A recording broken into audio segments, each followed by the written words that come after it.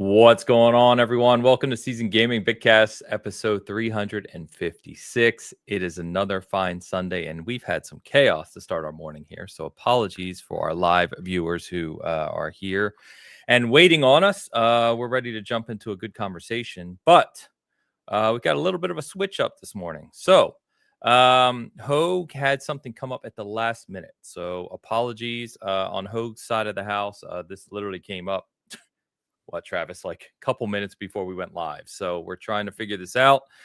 So everybody wish Hogue well. I think everything's okay. I think just a lot came up for him last minute. So we'll have the conversation without him today. I did tag in one of our regulars. Everyone here knows him well. He's been on the show many, many times. So I'm having Mr. Badbit is here to join us this morning. His name is now Hogue. Wait, There we go. There we go. Hey, there you go. How we doing, my friend? I'm doing fantastic. Thank you so much for the last minute invite. And it was last minute. Literally. And I would just like to say shout out to the main reason why I'll never be a PC gamer. The updates that I just had to install on my PC last second is wild. But they always come at the best time too. They're just like, you're gonna do this now. Yeah, it's like I was like, because StreamYard's being weird to like reset your PC. I was like, okay, cool, and then like it gave me no option to like just restart normally. It's like you're gonna update your device. It's been years. This is happening. Deal with it. Yeah. Exactly. Yeah. But thank you very much, brother. But yes, thank you. I know, no joke. I think we were 2 minutes before going live when I pinged Joe on Discord and was like, "Hey, want to jump in real quick?" Yeah. So, thank you for being awake and for being ready to jump in. Neither Travis nor I have played Ghost of Yotei. So I reached out to you right away because I'm like, hey, if we need someone to talk about Ghost, I got my man over here. So there you go. But we Joe's joining us. Mr. Tie Guy is here, ready to roll. How we doing, my man? I'm doing good. McClunky out there to all the fans. Did you get a haircut, Travis? Who are you talking to? I did not. Looking good. It's looking good. Thanks, dude. Oh. Yeah, happy belated birthday, Joe. Oh, thank you. Joe. Wait, who's older between the two of you now? Well, Travis is 17. He's got Benjamin Button disease. I am 34 now. I'm older than Joe. Really? Are you? I thought you were 32 for some reason. That's what I was thinking. Maybe I am. Maybe I have you trapped in time. Maybe I'm lying. Maybe I'm actually 32. Maybe I'm only 30. We don't know. So I think I started the show when I was not yet 30 years old. How long have I been on the show? It's probably pretty close. Yeah, that's probably about right. Because it's just before COVID, maybe. Yeah. So you're in your mid 30s now. Time's fading away, man. You better get to it. It is. I mean, it's fine. I like to think I'm grabbing life by the horns. I'm doing some stuff. Yeah. I typically I like my birthday a lot. It's just a day to be like unreasonably selfish for myself, and do things I normally wouldn't do. And so I know like some people get bummed because it's like, oh, mortality or whatever, or what I haven't achieved. But like for me, it's like, nah, today is the day where I'm going to buy like really expensive headphones. I know I shouldn't, And this year is a little different. I bought myself a car instead. So yeah. There you go. Car. All right. Nice. Well, I'll try to carry this show on with these two old bastards, but we'll move on anyway. So we've got a lot to talk about today. We've had a bunch of game releases this week. Obviously, Ghost is a big one. I want to talk about Silent Hill, a bunch. Lego Party, which I've talked a lot about, released. We got a Black Ops beta. We got all kinds of stuff that has come out. Of course, the big topic today is going to be around Xbox's strategy. I feel like here we go again. So some big changes in the Game Pass arena this week. A couple reports out. But we'll break through all the noise and kind of break that down. And we're going to go ahead and get into it. So we have some generous people kicking us off at the start here. So I'm going to pass this to you right away here, Travis, starting with our good friend, Mr. Tao. Tao Zochi offers a $20 super chat. Very generosy. Sup, chat. Sup, Bitcasters. I now know how Sega Bros felt after Dreamcast. The documentary on the rise and fall of Xbox will be epic. Shake my head. Well, guess it's time to up my libraries on PlayStation and Steam. Well on to the 3-week vacation. 3-week vacation. Hell yeah. That's what I'm Dear talking God, I about. wish I had one of those. Whoa. Yeah, nice. I just had 2.5 weeks, and that was glorious. But yeah, Tao, we're gonna get into it. Obviously, I can tell you how Sega Bros felt after Dreamcast. It sucked, but Xbox is it's something. It's something right now. So we'll get into it. But thank Is you it for just the price hike on Game Pass that people are freaking out about? generally, yes. Yeah. I'm going to talk a little bit about other things or vibes, if you will, that feel off that we can talk about as well. But we'll get into it. Vibes. Yeah, the vibe check. Businesses are decided by vibes, as we all know. They are. They are. That's true. All right. Tao, thank you for the early super chat. Appreciate you. Narcissus. Who's in that Narcissus, €2 super chat. You can't have my looks, but you can have this. I see. Very funny. This is a reference Hades to a 2 game that I'm reference? not getting. Hades 2 reference, I think. There you go. Ah, okay. I haven't played enough Yeah. Hades 2 yet to know, but very nice. Nice. Thank you. Good reference. Whoever that is who likes to give us our €2 super chats with the funny, the funny references. By the way, the globe is still right over there. Nice. Vintage Willow, always the legend, gifting 5 season gaming memberships. Absolute legend. I say it nearly every week, as I said. So thank you, as always, Vintage. Hope you are well. Tao came back with a member comment as well. Tao Zochi's been a member for 34 months. Damn it. Foodcast time, favorite cheap meal and or beverage, alcoholic or not, lol. I got it. Favorite Okay. cheap meal. Go. What you got? I love a good red sangria. Okay. It's always classy. Gotta keep it classy. And then when it comes to favorite cheat meal, I think I had it yesterday for my dinner. Everybody go to Top's Diner in Newark, okay? Fly, take a train, whatever you need to do. Did you Go say over Tom's or Tops? Tops. Okay, because Yeah. Tom's is a famous place in Jersey too. No. Tom could go He's to talking hell. about though. Tops. It's a strip club. It's his favorite No, place. it's very classy. He got that has lunch like a retro. Yeah. Yeah, man, $5 steak. What are you talking about? It's got like a retro 50s vibe to it. It's real nice. And chicken and waffles, man. Ooh, can't beat it. Yeah. Chicken and I was waffles going to good, say especially when done right. my cheat meal is probably just anything with fried chicken, if I'm being honest. It's good. Like a good fried chicken. Oh, unbelievable. Yeah. Yeah. Good fried chicken. Fair enough. I'm gonna be boring on this one. I think honestly, my favorite cheat meal is probably a really good New York pizza. New York's the best. We're not going to debate that here. And I don't get to eat pizza very often, just due to my young age and fitness regime, and that's what I like. Drink. You said fitness regime. That's interesting. Regime. Yeah, regime. Jesus, I've been talking about the U.S. too much lately. Regime. All the good things. Nothing but good things. Nothing but good things. He's been listening to Hegseth. He's got a physical fitness. That's right. Probably a good scotch, I would say. Like a good scotch. Scotch. So. What you got, Travis? You don't drink, if I recall. I do not drink, so I don't know. I'm pretty limited on the liquids I can consume, given my my aversion to alcohol and caffeine, unfortunately. Okay. So fried chicken and a glass of water. Chicken, and that's it. All right, there you go, Tal.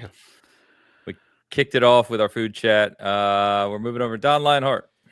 Don Lionheart, $5 super chat. Ahoy all. Updates. Oblivion is platinumed. Catch up, bro. Nobody Catch cares. up. Trails is still missing in care, action. Playing Yotei now. Didn't do Shivering Isles. Will later. Yotei's great. Best to Hogue. Okay, wait.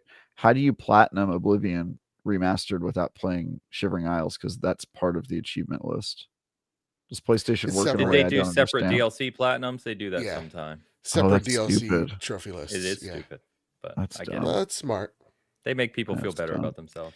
Yeah. Well, I don't like this hashtag going on. I'm gonna go ahead and not play the full game and then claim that I completed the full game. Wow, this is Oh, some the poser hashtag's shit. coming in. Hashtag release the list. So for those who may not know, we're going to put him on blast right now during our show. Mr. Joseph Moran here, who's with us. You know him as Mr. Badbit. who is the host of the Trophy Room, a PlayStation podcast, talks a lot about trophies, obviously being on the Trophy Room and being the host of that show, and talks a lot about PlayStation, hides his trophies. That's right. He doesn't let anyone see what he actually has. First off, we got to guys, the hashtag, release the trophy list. I don't want to be associated with that hashtag. Okay? Two totally separate hashtags, totally separate islands. Maybe it's two birds with one stone type of thing, you know? Not in the slightest. I feel like with your trophy list though, you are kind of on an island in a way. Well, just with your performance, you know. I mean, sure. Everything's on the up and up here. Yeah. So what we're saying is we should release the list because you went to an island. Yeah, exactly. Okay. We're not releasing it, but I did release a redacted version of the list, and I think that should just quell everybody's. Oh, I see. Yeah. You think that the redacted version should be good enough? That's interesting. Yeah, because here's the thing. I think there are some things in the unredacted trophy list. Some easy platinums that may make me look bad, so I don't want. Right. Yeah, but anyone who does the whole trophy thing, I don't even know why we're still talking about it. Honestly, we should does the easy platinums. That's why it's so stupid to begin with. It's like you can buy a 30-cent game or a 99-cent game. We should just. I can't believe we're still talking about this. Honestly, we got Ghost of Yotei. We'll move on. It's fine. I know. Stop talking about it. I know. I got it. Okay. No, but truthfully, like one of the things is like when you get a review code in, sometimes they're like, hey, like. Hide that you're playing or hide whatever. So I just hide the trophy list and I just forget until someone tells me. And then sometimes I do, sometimes I don't. That's okay. That's all right. Don, thank you very much, my friend. Random name in the house. Random_name, $4.99 super chat. Xbox 30 is crazy for a subscription, but at the same time, if games go up to 80, 90, or even 100, which I believe will happen, 30 still good if happens. Yeah. 30 I think that's fair. It's a fair way to look at it, and like I said, we'll be getting into it. But yeah, 30 is pushing it, which we're going to talk about. So. Yep. All right. Random name. Hope you're good, man. Thank you. Eric is here. Game positive, $2.79 Canadian. Can't trust birthday boy Joe. Hashtag release the list. Trophy list. Release the files. The trophy files. There's nothing to hide. I think guys in the 30s just can't be trusted in general. That's what I think. But thank you, Eric. Appreciate you. Keep banging away at Halo there, my friend. All right. And we've got Alex coming in with a member comment. The Slayer Giant, also known as Alejandro Segovia, member for 13 months. Banger, 2 weeks with Silent Hill F, Digimon, and Ghost of Yotei. Love Xbox is walking through its next stack of rakes. They do have an endless stack of rakes. They just lay them out and they're like, we're just going to walk through here today. Why not? Yeah, it's true. We'll get to it. But thank you, Alex. All right, let's get into some games, boys. So, a lot of games releasing. We talk about that seemingly every week right now. I want to go on a positive rant, or I'm not even going to say that word, but I want to talk a lot about Silent Hill F. But I'm going to first hand it to our late-breaking guest, Joe, to talk to us about Ghost of Yotei. It was the biggest release this week. Came out a few days ago. My entire timeline is people posting stuff from the photo mode. It looks gorgeous, and I hear very good things about this game. I know, Joe, you tend to err on the side of over positivity with these games, but I'm going to let you have it. Go for it. Yeah, thank you for letting me, because I know Hogue would be like, I don't like the grass of this game, and it doesn't move the way I'd like it. And then you go on 5-minute rant about the weeds. Ghost of Tsushima is one of my favorite games of all time. I really enjoyed that game back in 2020. That was my personal game of the year. As Travis would say, that's unhinged, but continue. I really like a good samurai flick. So you can play better games. I mean, yeah, I have. If he releases the list, we'd know. You know what I mean? Listen, I played The Witcher, Baldur's Gate 3. These are fantastic games. Those are masterpieces. That said, Ghost of Yotei, man, I'm having a real fun time with it. It's a really great experience. At the same exact time, it's more Ghost of Tsushima, but a little bit more elevated. in terms of like combat and exploration. So it definitely feels like they improved upon the first game in ways that I think some of the complaints were justified in Ghost of Tsushima. The open world is probably the biggest note of how it's improved. It seems like it is, as cliche as it sounds, much more lived in. Like I'm just wandering, the forest, and then all of a sudden I'm seeing like this firefight break out where they're shooting cannons at me, and I'm trying to charge the campment, or like here's a little bird and I'm following them to a hot spring, or I'm just meeting a trader along a route and they tell me a bit of information about a wolf cave nearby, and I go fight bandits in that wolf cave. Um, it's a really good fun time. At the same exact time though, it's more Ghost. Like they traded stances for weapons in this game. So instead of saying, okay, I'm fighting this big guy, I'm gonna change my stance up with my sword, it's now, okay, I'm gonna go use this pole arm to go beat the crap out of them, and switching weapons on the fly to disperse them. I feel like that works a bit better, though it's hard to suspend my disbelief thinking that this warrior, as good as she could be, is like just switching from a pole arm to double katanas to all this on the fly. So it always kind of breaks my immersion of like the silliness factor there, but it's a really fun time. It's more of that, like that for me, that like Assassin's Creed or like Arkham-esque like melee combat that was really Yeah. good in the first game. Just more of it here. And then finally, this story's really good. I've heard the Yeah, protagonist. Is it Azu? yeah, Atsu? Atsu, yeah. Erica Ishii, I believe her last name is. She is putting on quite the performance. And I saw on IGN where they're like, "Hey, we like PlayStation games, but we don't like how they're the same story over and over again." I felt like that would be way more true if they talked about, we like PlayStation games, but we're getting tired of climbing segments and squeezing through like really tight like gaps. Crevice crawling. Yeah. Yeah, because Yep. those Crevice crawling. segments kind of just draw out what could be, I don't know, they could be a bit better. They feel very linear and just, yeah, to draw out. But the story is not like a simple revenge tale. I think there's a lot more to it, and it's not more of like you know, it's not like Atsu is, while she has this mission and she's driven by it and it's her sole focus, she's not like weighing the moral implications of her killing. It's there's something deeper, that's kind of it kind of drawing her in a different direction, and I really like that take where they're going with it. Whereas like other takes, I think Last of Us Part Two doesn't hit nearly as strong. So the story and the performances so far by Erica is, yeah, you could tell she watched a lot of Kurosawa films before taking this role, because she just screams one of those, like, one of those characters. She's phenomenal. Just phenomenal. Awesome. Yeah. So overall, I'm really enjoying it. I just don't like the climbing whatsoever. But wait, there's more climbing in this game, is what you're saying?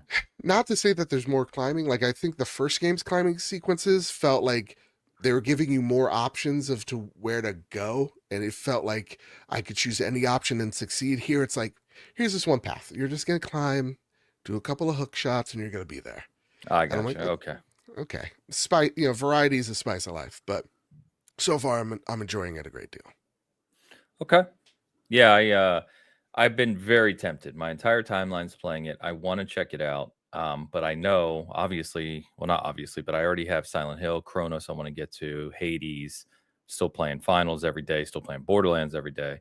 And then Battlefield is this week. And I know I'm going to dump a ridiculous amount of time into Battlefield. So I'm like, it's not worth me buying Ghost right now, because I'm not going to play it, even though I really want to check it out. So it'll probably be my November game once I, start to get some time in the Battlefield and circle back to some things. Yeah, I'll pick up Ghost, but I'm excited for it. Everyone seems to be loving it. And truthfully, like, it very much is. It really felt like, okay, so what was the things that people dinged us on? Let's focus on those things. The wolf like pack thing that you got going on, really like that mechanic. It's really fun. Yeah. I didn't think I liked the world in the first one, but I didn't think the exploration was as good as people made it out to be. It felt bland to me, and what you could find and discover. So your early description of like there seems to be more, I guess, dynamism to the world and Yeah. what you can find in this one excites me. I'm also curious, this game was made for the PS5, but the original obviously wasn't. Obviously, the Pro's out now, so should be a pretty. I'm assuming it's quite beautiful and in Yeah. motion. There's like a ray tracing 60 FPS performance mode thing. That's what I've been going off on. It's the open world. I think you'll still have qualms with it. I think it'll be lessened, but yeah, the open world's definitely been improved for me. Cool, Nice. very cool. Real quick, shout out from random name. Put a comment on. I'm joining the train. Release the list. God damn it. Nice. Trophy list, guys. Come on, please. No, just call it list. Make it as generic as possible. Oh my god! I also forgot real quick. I forgot to do Tide's picks. Tide, I apologize. I'm used to doing that, with Hogue here, but we're gonna go ahead and do it. I don't know what this is a reference to, so we're gonna. I think they just wanted to make us dogs. We're just dogs this week. Honestly, you look pretty adorable, Travis. I think I as do does look Hogue. pretty good, actually. Yeah. Hogue, Hogue got the short end of the stick again here this week, I think. I look more Is he like a kinda- puppet. yeah, Yeah, you but look he looks like a human head with ears. You know what I mean? Like it's not it's even more really. screaming like one of those claymation like Christmas movies, Yeah. Oh, yeah, I will yeah. say you that don't is look like Ains at all. You just look like a dog. I look like a but- dog mixed with a pig. I don't know. Also, And I've noticed. is that a headset? Why is it like on the back of my head? Yeah, you got a It's headset AI. way back Let's there. try it. Also, I've Yeah. noticed that it likes to give me these like old man glasses where they don't have like frames at Yeah, the top or it's like- bottom. They yeah, do that yeah, a yeah. lot in the AI images, and I'm like, bro, I do not wear glasses like that. I'm not reading books while I'm, you know what I mean? I'm nearsighted. Yeah. I'll just Your dog comment looks that like an accountant. he does. He also has the biggest nose. I'll just go ahead and point it out. But we've Yeah. determined the AI is a little biased in that regard. So Yeah, a little offensive. Yeah. It's okay. Ty, thank you. Sorry about that. I didn't get to this start, but appreciate you. Let me talk about Silent Hill F real quick. So Hogue and I talked briefly about a couple hours of play last week on this game. I am right at the end of it of the first playthrough. So if you're not aware of this, I've been told by many people now the game has 5 endings and it kind of does a near thing to you. So when you beat it the first time, you immediately should go and play it again because things change. There's different endings. You carry over stuff, etc. So I will say I got through the big part of the game last night. I'm right at the end, and there's some pretty graphic scenes in this game, far more than I was expecting. Oh, hell yeah. Let's which go. I love because I'm a horror fanatic, as we've talked about. So I was just sitting there like, oh, okay. And then 2, this game is fantastic. I now see why, and I've probably got more to go with the extra stuff, like I said, but I now see why it was rated so high. I see why people are raving about this one. Far and away, I am enjoying F more than Silent Hill 2 Remake. Like, not even Nice. really close. The game is paced extremely well. The way it I don't want to ruin anything, of course, no spoilers, but the way it builds certain characters and the way it switches between the environments or the world you're in, I don't really know how to describe it without spoiling anything, is really, really strong. It's still got that Silent Hill vibe, the way it tells the story and pieces things together. The combat, sure, little clunky, but Silent Hill has never been great at combat. And it actually gets some stuff later in the game that makes it quite cool in that regard. So I can't rave enough about this one. It's October. If you are a horror fan and you've been sleeping on Silent Hill F for some reason, please check it out. It's very, very, very good. And obviously, I think if you're a Silent Hill fan, you're probably already playing it, but get to it sooner rather than later. It's awesome. It's really surprised me, honestly. I didn't think I would like it as much as I did or have. It's fantastic. So Nice. yeah. I think I might pick that up. I don't know if it'll be like a Black Friday. Okay, here's my question for you. Should I buy it this week or should I wait till a Black Friday sale for it? I get paid on Friday. Black Friday is coming up. I mean, you could wait. You're playing Ghost. Ghost is probably a huge game. You got Battlefield because you're a big Battlefield guy with me, That's right? Yep. Yeah. Oh, So 100%. you could probably do like I'm doing with Ghost, is Yeah. wait, till next month to pick it up. Mhm. It's been great. It sold over 1 million copies on day one, which is great to see Love to because see with it. Konami, as well, we all know that they're waiting to see how they do and whether it's worth continuing to invest in the video game space again. But I hope that the sales of this speak for themselves. But yes, definitely pick it up at some point. So, what was I going to say? Chronos. I haven't started Chronos. I got people yelling at me to play Chronos next. Some people have told me Play Chronos they liked Chronos. better than Silent Hill F. So it's installed, it's updated, it's ready to roll. I obviously didn't want to play both at the same time. So as soon as I finish Silent Hill F, probably today, I'm going to jump into Chronos and at least try to get through as much of that I can this week before Battlefield releases and takes over my life. So it's going to happen. Travis, you got anything you can talk about? I know you're reviewing something at the moment, which you can't mention, I don't Nope. think. But okay. All right. Yeah, I can't talk about anything I'm working on. I can tell you my review schedule this month is looking pretty thick. Got Outer Worlds 2, Arc Raiders, maybe the Satisfactory console launch. I don't know if I'm going to do Slime Rancher 2 or Keeper. I might be reviewing Keeper as well. Mm-hmm. So we got some cool games. Outer Worlds 2 and Arc Raiders are a day apart. I mean, obviously not on the review schedule, but release. So that's going to be tough. Arc Raiders is the 30th, I think. So it's actually like almost a week after Outer Worlds, which is the 24th. Oh, I thought it was the 29th. That's my fault. Yeah. So it should, I have like a week to get through Outer Worlds before I have to start worrying about Arc Raiders. Arc Raiders, well, actually, I don't think I can talk about that. But yeah, so it'll be fun. Good times. I know what you're going to say. Yeah. So the funny thing is you and I are pretty aligned. I don't think I'm going to have time to do Outer Worlds 2, but we will be reviewing it, SG.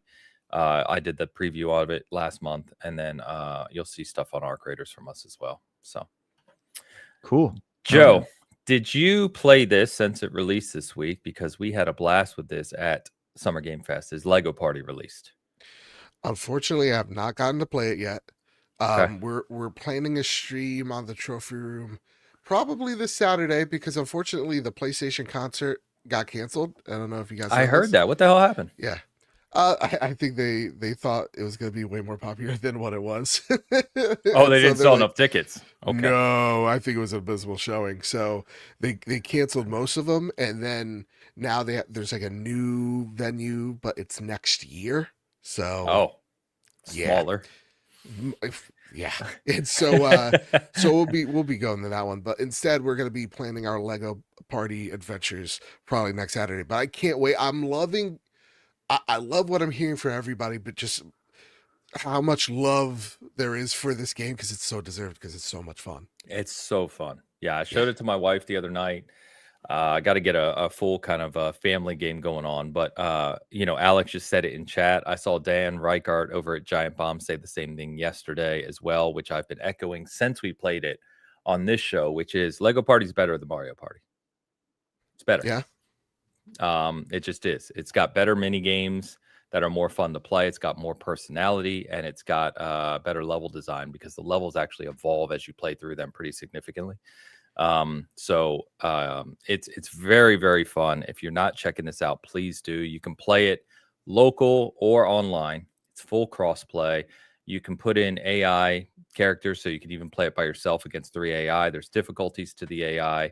You can create your own Lego guy, and you unlock all sorts of customization and stuff, so you can kind of do that. It's very fun. So make sure to check this one out. And obviously, if you guys play it next Saturday, you said you're going to stream it. Yeah, we're gonna probably be streaming it. Oh, okay, cool. Yeah, so we'll share that out when that happens. That's awesome. Yeah. But yeah, that came out just as we ended the show last week. I think it came out Tuesday. So check that one out. It's a blast. And as someone who I've played Mario Party, but not very long, nor am I very good. I've just Lego Party when we were playing at SGF, it was one of my favorite games there. It's just so much fun. So go buy it. Yeah, check it out.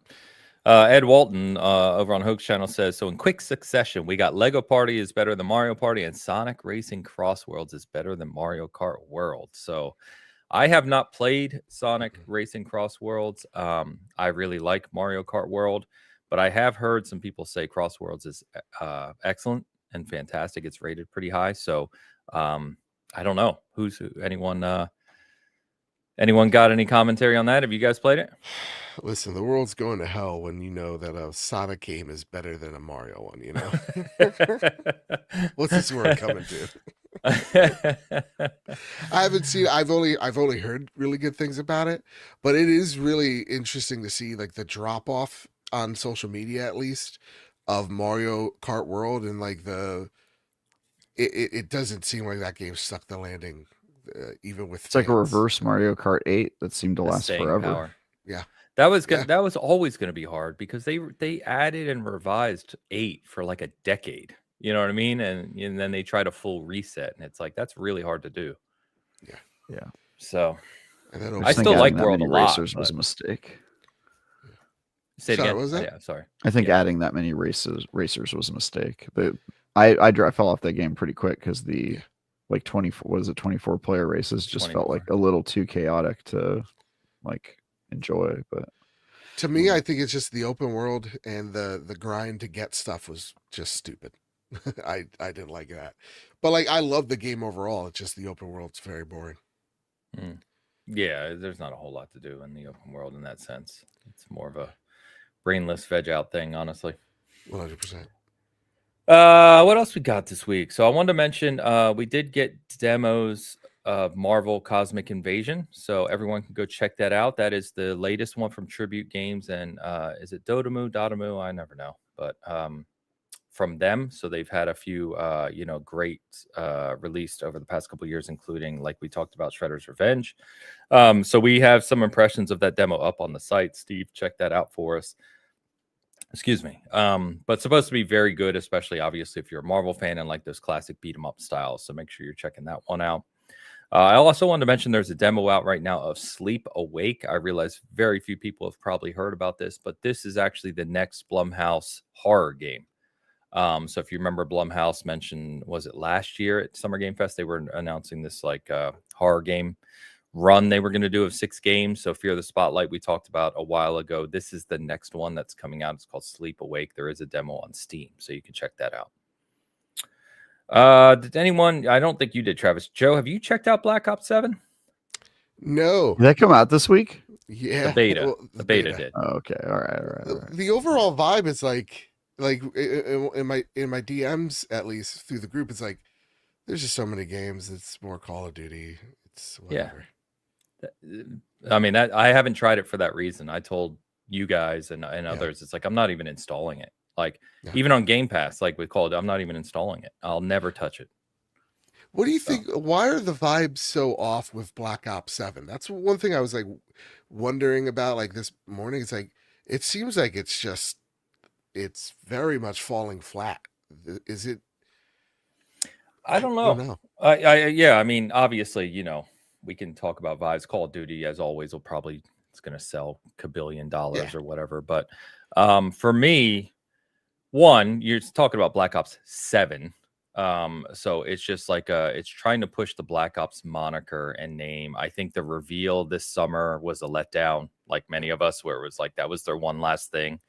And honestly, with Call of Duty, for me, it's just they talk every year about, oh, we changed this and we added this and did this, and you play it for 10 minutes and you're like, oh, it's Call of Duty.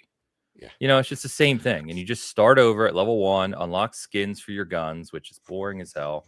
I don't know. It doesn't do anything for me nowadays. You don't like the gun skins, Haynes? I've told this story before. A good buddy of mine, he plays with a local friend group, and his one friend every year buys Call of Duty, uses LMGs, only plays team deathmatch, and camps and just uses each LMG in succession, one after another, until he unlocks all the skins for it. And that's all he does. And it's just like, oh yeah, sounds like a champion. I mean, as long as you're having fun, by all My means, only follow-up question is, how does he keep the women away from interrupting his grind? Exactly. Yeah. I just don't get it, man. I don't get it. And I think, Joe, to answer your question, I think all of that combined with a year where where Battlefield is back and looks to be real Battlefield, like everyone's been hoping for a decade. I think it's going to be a shift for quite a few people this year. Well, if you talk to that friend again, ask him how he keeps the ladies away from his LMG skins. Yeah, I'll ask. We'll see Cool. the answer I get. Thanks, man. Yeah. But yeah, I think Battlefield, the beta seems to have crushed it. Everyone I've talked to who's a Battlefield guy loved it, and a ton of hype for this week. The pre-sales look enormous for Battlefield. good. So I think if Battlefield does release this Friday without issue, because Battlefield notorious for issues, but from what I was reading, because there's the new article in Edge is featured at Battlefield, and they talked to all the studios and some of the heads, and they were talking about how basically they it's a commentary about how much work has gone into not only the game, but in terms of like pre-release. So they've been having people play this game consistently since last year. And they've just revised it and revised it and revised it and tuned it. And so, I think they are ready to launch, and assuming it sticks to landing, this game is going to be huge. And I think it launching, sorry, Joe, just a few weeks before Call of Duty, if it sticks to landing and people get really addicted to Battlefield, it's definitely going to have an impact on Black Ops. Yeah. Because I think what players are kind of thirsting for, especially in the online space, is something that just feels different. And as much as this is like, Battlefield 6 or whatever, it's like, it's been so long that I feel like that style of gameplay is going to speak to a whole different generation of gamers, the way that, like, again, this is at least my hope, a game that like Helldivers has spoken to a whole big group of people, whereas like Call of Duty, I think you're right, it's like a whole mix of things. The reveal fell off. It's more of the same, the futuristic look, the super jump, I'm like, and I'm out. Like, I have no interest in that futuristic look. I think that I think Battlefield's in a really good place. Not to say that Call of Duty's not going to sell. It's going to sell gangbusters, as it always does. It always does. But yeah, it's great to see Battlefield back. It doesn't need a battle royale mode. Just stick to this thing. I like this. I love battle royales, and I'm not even. That's not why I'm excited about Battlefield. Exactly. Yeah. So we'll see if it's any good. I'm sure it'll be good, but honestly, I'm just looking forward to some proper conquest with good maps, class play, destruction. That's it. Yep. I don't think. I was talking with some friends about this, guys, last week, and it was like, you think back to the mid to late 360 gen, when Halo 3 to Reach, and then eventually 4 to the earlier Call of Duties like Modern Warfare and Modern Warfare 2, to Gears in its prime with Gears 2, Gears 3, Battlefield 3 and 4. It's like, I don't think we realized how good we had it. Like, you had all those games. There were no battle passes. They were releasing like every 2 to 3 years with brand new content. Everything was awesome, and we took it for granted. Yeah, you need to go back. Okay. You said okay. What's the okay? It's just a weird thing to say. I just was responding to what you said. Why is it a weird thing? It was just so nostalgia fueled. It was. But am I wrong? I mean, some of those games were and some of them were like, some of the best Call of Duty, Battlefield, Gears, and Halo games were all right. I mean, there was also a lot of slop, I think, is what you're forgetting about that period. Remember how many slop games came out around that time? There's always slop games, but I'm talking about these IPs. Yeah, I think a lot of those Battlefield games were like. There was also Medal of Honor was coming around that time. I feel like a lot of those were just like carbon copies of the same type of game. Remember? We're not going to we're not going to talk trash about Airborne. Okay, that's look. I'm a professional critic. I'm going to talk trash about pretty much everything. It's just gonna be... All right, Mr. Baby Steps is a 9. You're out of your mind. Have you played it? No, man. It looks. Shut up! Oh my god! Oh my god! I It was think a callback for those who don't know. it was. A I little got bit it of a right away. I callback. still have that Yeah. clip saved on my PC. Nice. What was I gonna say? I think the difference back then that compared to today, and this is for many reasons, crossplay platforms, everything, right? Is just that one, those games release with a stronger cadence, right? 3 to 4, 3 to reach, and 4, all those things. Like, we got those games consistently. We got Gears 5 in what, 2018? We're 7 years later. We don't have a release date for E-Day. And that's what I'm talking about. It's like these Yeah. big kind of IPs. Infinite, I don't even want to rant Also, about because I have before, but Gears 5 left on a cliffhanger. I know. Don't get me started. I just said don't get me started. So did I Infinite. know. But we're not going to Gear 6. We're going to Gear. I'm very E-Day. confused about We're going E-Day. backwards. Yeah.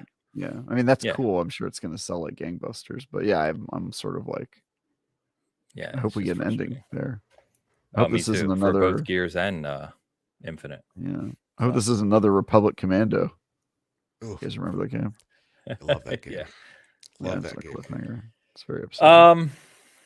A bunch of other stuff came out this week too, guys. So from Final Fantasy Tactics, Invalid Chronicles, which I know Hogue was excited to talk about. We'll have to hear from him next week on that one. The Mario Galaxy 1 and 2 combo release, and I was talking to some people about that. This is on the Switch 2. It runs really, really well and looks great. So, those are beloved games. Digimon released this week, which Alex did the review for, Digimon Story Time Stranger. So the review for that, he gave it an 8.5, is up on our site. Really, really like that as a Digimon fan. So a lot of games, man. A lot of games. You're a Digimon fan? Me? No. Oh, okay. I thought you said as. No, Alex reviewed it. Alex reviewed the Digimon game. IGN did review that game, but yeah. I wasn't sure they were going to review this one. Or an 8, sorry, Alex. But it seems quite popular. I mean, I see, anecdotally. Yeah, it's just these games do not great numbers for us. Oh, really? Yeah, I reviewed the last Digimon game. It was like maybe it's because the one I reviewed was a graphic novel, so it was just a bit different. Gotcha. Okay.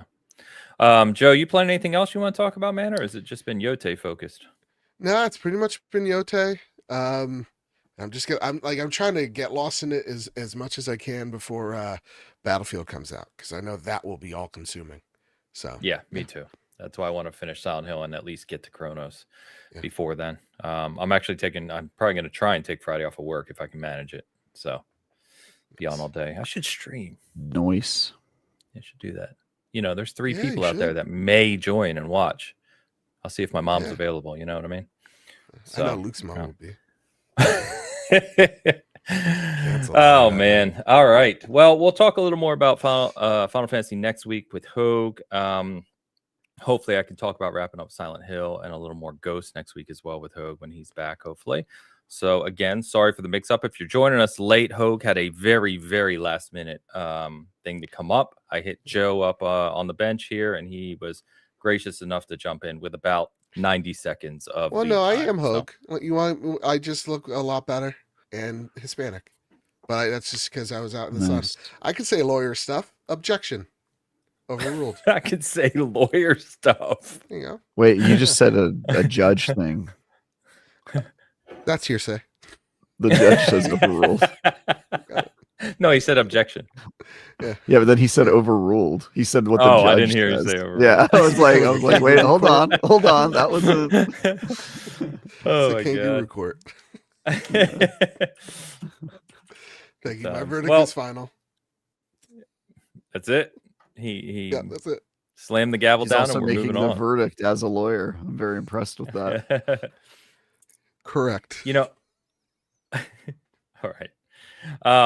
Let's go ahead and jump over to the main story, which is about Xbox and this week. So I'm going to run down the details here just for anyone who doesn't know the specific details. And I have the Xbox Wire article up as well, just to make sure I get this right. So essentially, Xbox came out this week and said, they're updating Game Pass in a number of ways. So let's talk about that. So they've got... It's funny because on Xbox Wire, they say they have 3 tiers, and at no point do they mention Game Pass PC. which is apparently like a separate thing. Is it? I don't know, because I people were thought saying Game Game Pass Pass. PC was just sort of like being folded into the other things. I thought it was too, but then I've seen other people say you can still get PC, which is the best value. So I don't honestly know. But on game, we'll just go by what Xbox Wire says. So they've got 3 tiers, which are now called Essential, Premium, and Ultimate. Essential is basically online multiplayer. You get a library of games, about 50 games. So it's a small library of games. You get cloud gaming, unlimited cloud gaming, but you can, I don't know how they're defining this, but you get your lower priority for cloud gaming. Don't necessarily know what that means in reality in terms of Interesting. So if usage. you have, I don't know what that would look like, but I'm familiar with that concept on like a general. Yeah, maybe you have to wait to level. connect or something. I don't really know. And that is $10 a month. So That's that's not like, bad. it's not too I bad. thought No. that would be. I thought that would be 15. Okay, so we're going to 15. You can also, I mean, so they've switched kind of this 10% discount. Remember, you used to get 10% on like DLC or battle passes. That's gone now. Now you have to earn points within the service. So on Essential, you can earn up to $25 a year. So do that math, $2 a month, I guess, Right. that you can spend within the Xbox ecosystem. You don't get that money back. So it's keeping the money within Xbox. You buy games and the like. Yeah, I mean, I do Yeah. that. I think Xbox gives me like $600 a year from rewards, and I just like spend that throughout the year. Yeah, so those rewards have changed. Okay. So again, we haven't experimented. This was just announced, so we'll have to see how it actually shakes out in usage. Premium is the middle tier, which sounds kind of weird, but I guess they had to stay with Ultimate for the top. But Premium's the middle tier. You get a broader library of games, 200 plus games. You get new Xbox published games within a year of their release, except Call of Duty. So like Outer Worlds 2, South of Midnight, Keeper, etc. At some point within that first year of their release, they will go into the service for premium and you can play them. But it just says within a year with a big asterisk that says excludes Call of Duty. You get shorter wait times for cloud gaming. Again, how that translates to real world, we have to see. And it of course includes playing. All these include playing on PC, cloud, and console. And this ups it, the premium ups it to $50 per year in potential rewards. Ultimate is obviously the one that I think, most people, at least in the gaming space that we know, really play. And so they've upped this from $20 a month to $30 a month. So a 50% increase. Their reasoning behind this is that you are going to continue to get everything day one, and they're increasing the amount of day one games to 75 plus games a year. So that includes Xbox first party published, including Call of Duty, and things like we've seen Hollow Knight, Silk Song, Expedition 33, stuff like that. You also get EA Play included, which is included today, but they've added Ubisoft Plus Classics, so like the older Ubisoft games, as well as Fortnite Crew, which from what I've read on this is $11 a month by itself. So if you're a Fortnite player, if you're a Fortnite player, obviously there's some value there. If you're not like me, then it doesn't really matter. You also get the best quality and the shortest wait times for cloud. Again, sounding like a broken record. Don't exactly know what that means, but there you go. And it's the biggest library of games as well. It's over 400 games as of today. Yep. Lastly, you can earn up to $100 in rewards per year. So a little under $10 a month back in rewards, assuming you play that kind of stuff. Earn them. So obviously the big focus here across, I think, the spectrum and what you've seen on YouTube and socials and everywhere else is the fact that Ultimate is now $30 a month, which is a 50% increase. Here's my quick take on this, and then I want to say a few things later because I want to talk a little bit more about this, but I want to pass it to you guys in the sense of the quick take is on its surface, if you think about what you're getting, what you have access to, especially if you play EA Play games, Ubisoft, and Fortnite, there's still a lot of value here, right? It's hard to argue that the value is not there, even paying $360 a year, paying face value for the service. Because you're getting all those Xbox games. They're publishing more games than they used to. You're getting third-party games. You're getting bonuses. You know, you get perks and other things. Like right now in finals, I got a package for being a Game Pass member, and you get all the other stuff I just mentioned. But regardless of all of that, and justifying it, we've talked about this, just subscription fatigue between media in general, right? And now this sits at the top. If you think about like the top tier of Netflix, Disney, you know, whatever your entertainment preference is with the 4K and no ads and all that jazz. This sits really at the top of your monthly expenditure in terms of, you know, expense for subscriptions. And they're doing that at a time when they've made their consoles the most expensive on the market, at least the Series X, you know, 2 terabyte, whatever, and stuff. They've increased prices twice in that vein this year. They've gone away from physical games. So I know that's a small percentage of the market. I'm just talking about what they've done. But like there's a lot of these little things that are adding up to earlier points in chat that feel like rakes. And it feels like Xbox is doing that thing again where they earn a bunch of goodwill and then all of a sudden they step on a bunch of rakes. And it's like, okay, this feels bad again. So I'm going to pass to you guys. I have a lot more to say on this, but first take of this Game Pass news, price increase, new offering, I guess you could say. How do you feel about it? I would say I've seen a lot of people just very upset about how this has transpired, the way they went about it, what they're offering, and all that. As someone who I canceled mine when it jumped up from 20, you know, there's just no way that I'm going to be jumping back into Ultimate at that price. I think it just makes though, and again, PlayStation guy here, that's what I mostly play on, so take everything what I say with a grain of salt. But I think at the end of the day, with everybody making the how Xbox is ruined videos, stop watching those for a sec and then just think to yourself, does this value still speak to me? And if so, or if not, then you make your decision that way. To me, like, you know, I'll echo what Ain says here. Like, if you are the person that will play every single Xbox game coming out, that's to say, you know, you got next year, if everything lands, you got Gears, Halo, Forza, and Fable.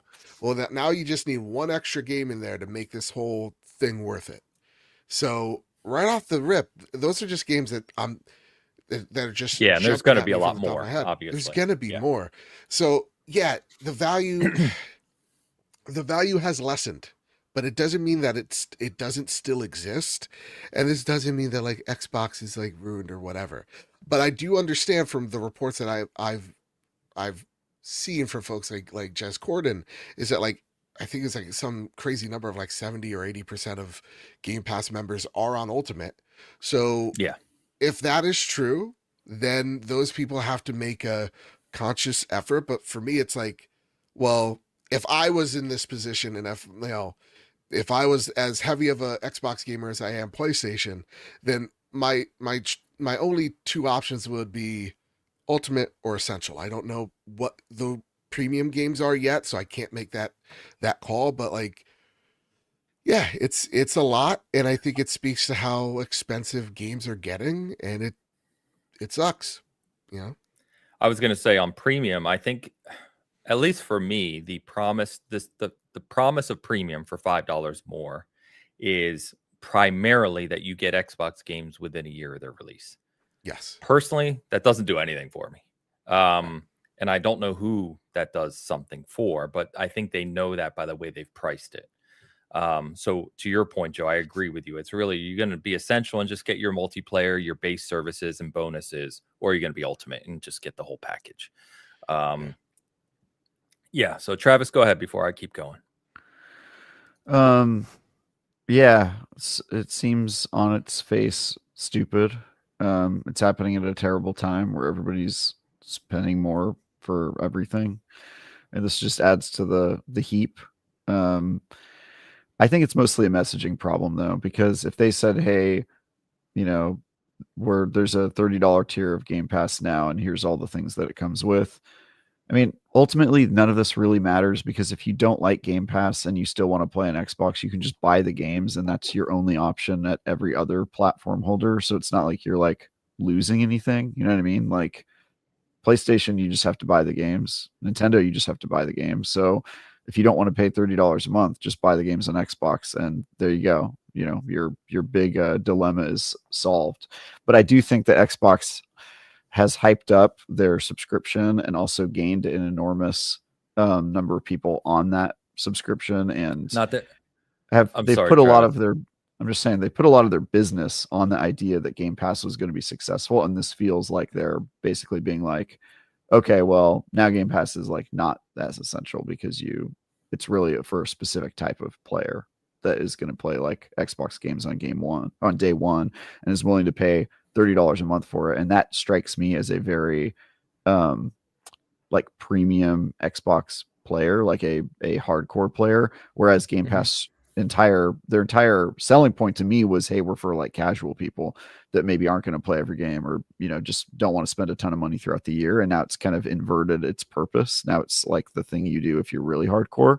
So I think it's a messaging problem, a strategy problem. I don't think it's going to affect the vast majority of people who just want to play games on Xbox and buy the games, but it is like they're ruining something that I think could have been, I guess it's a strategic shift, but to me it feels like it undermines the whole point of Game Pass. So seems kind of dumb, but what are you gonna do? The only thing I was gonna say, I didn't mean to try and interrupt you good. there, is you're right in the sense of Game Pass.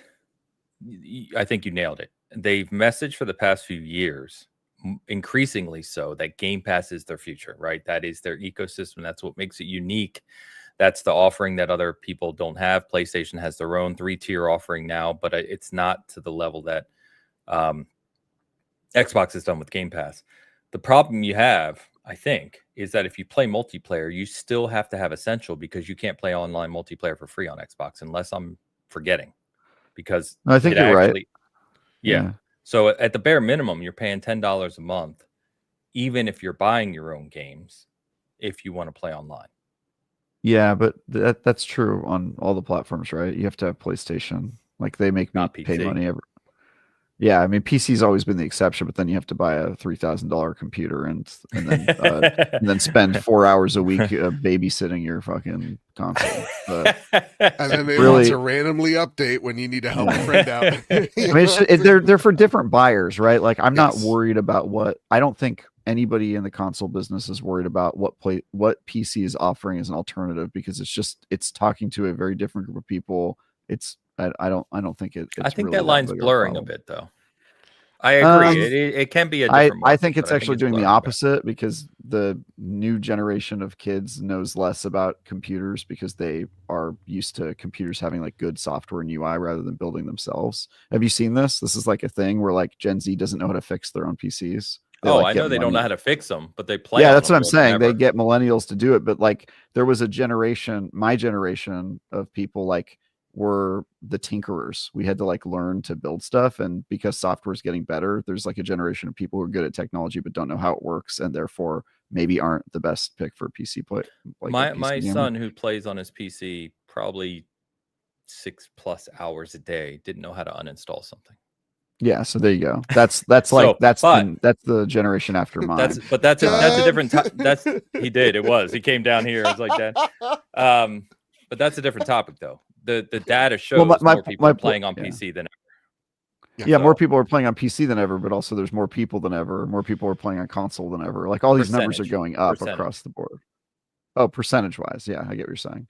I mean, I think that it has to do with the fact that PC has a more right now, PC's ecosystem is just more desirable. I guess they're doing a better job. Like I don't know, man. Every platform's shitting the bed. I mean, you guys have heard me talk.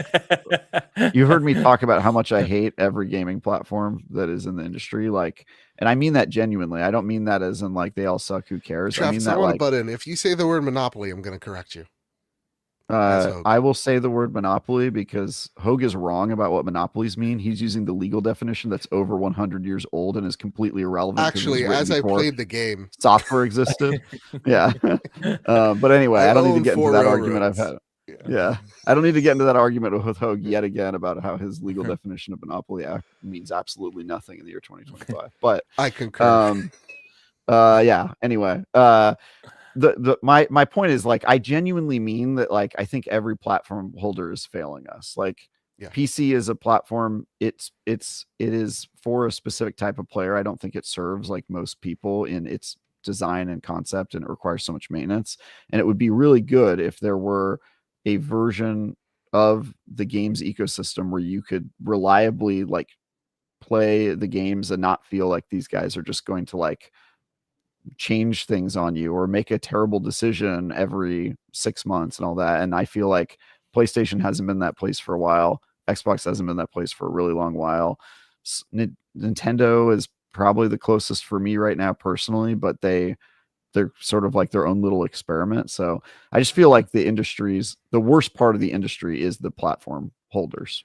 Like, yeah, and I think they're learning the wrong lessons, because like I'm with you, Ains, on the side of like, yeah, the lines are starting to blur between like that PC and console ecosystem, because these platform holders, instead of going, hey, things are more pricey, maybe we could take a hit, but we're still, for the people that want to spend $500 and not $1,000 on a decent rig, now it's becoming, hey, this Xbox is $800, and as a consumer, I could look towards an ecosystem that is much more open and customizable for a few $100s more.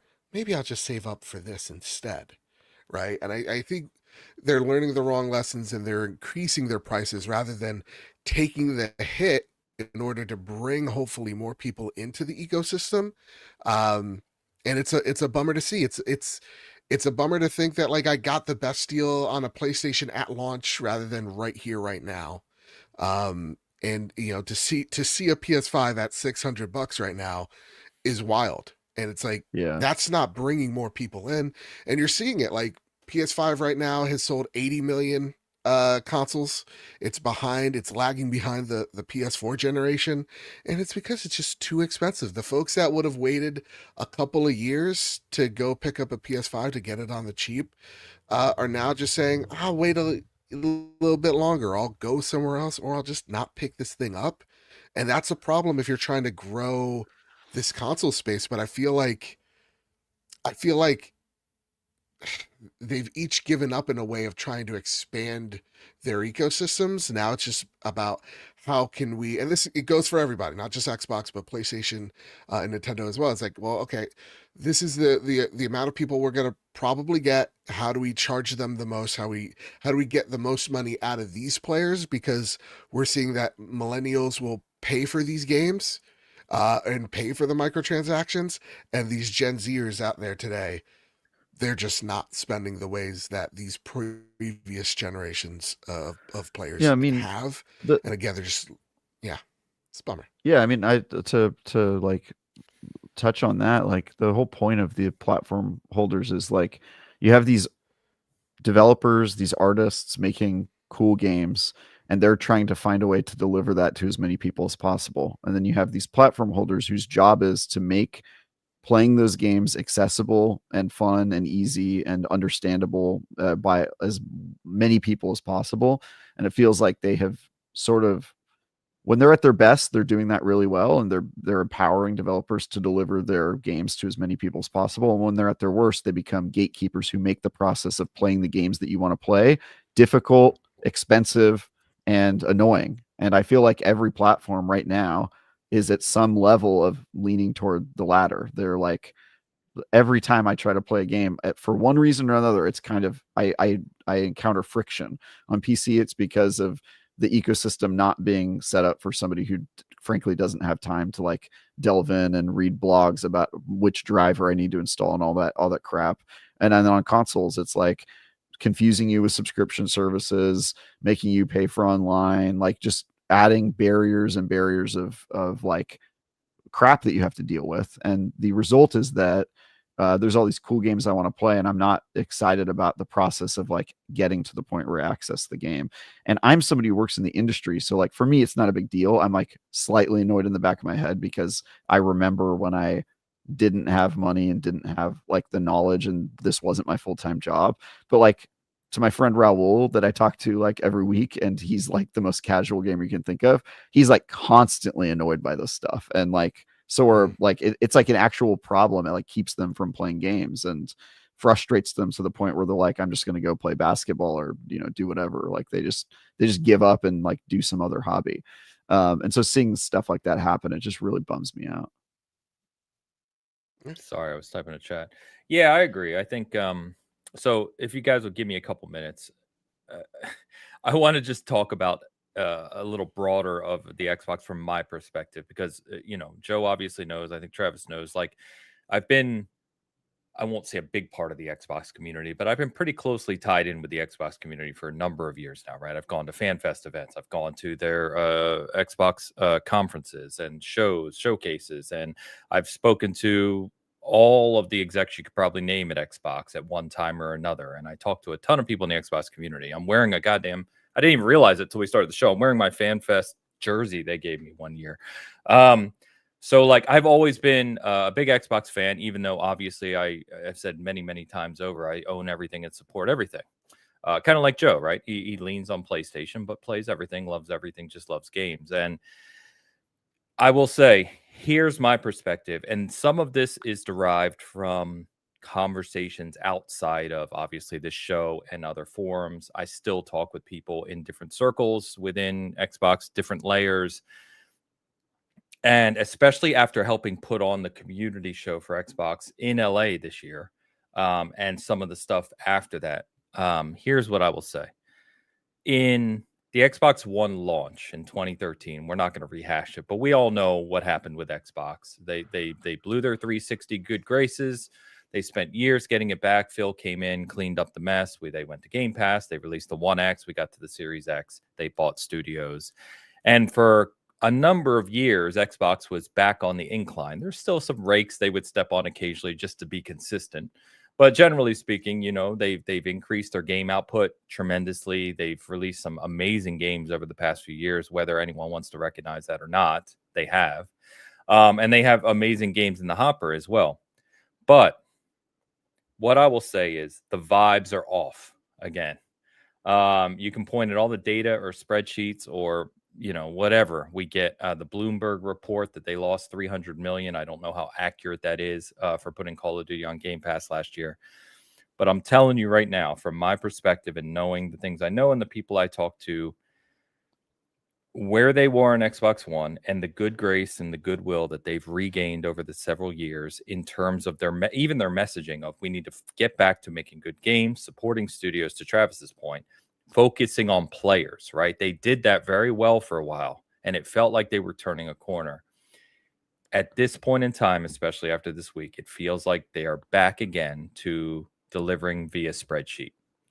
And I'm telling you, I would place a bet right now that this is going to be a problem. And years from now, we will be talking around this turning point of how they've done it again. Because if you follow Microsoft and Microsoft's history in various areas of their divisions, they're really good at this. They start down a positive path. They make a turn. They realize they effed up. They make a turn again to try and fix that. They start fixing it.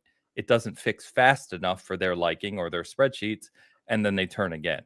And it feels like they've turned again now to say, we need to make more profit. We need to wring more out of this. We need to get more money because of the ABK acquisition or the spend on gaming, their investment, what have you.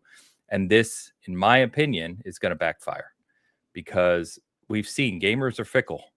And we've seen this hurt them in the past. And I'm just, my opinion, and we can mark this down, I'm happy to be wrong, is that they've done it again.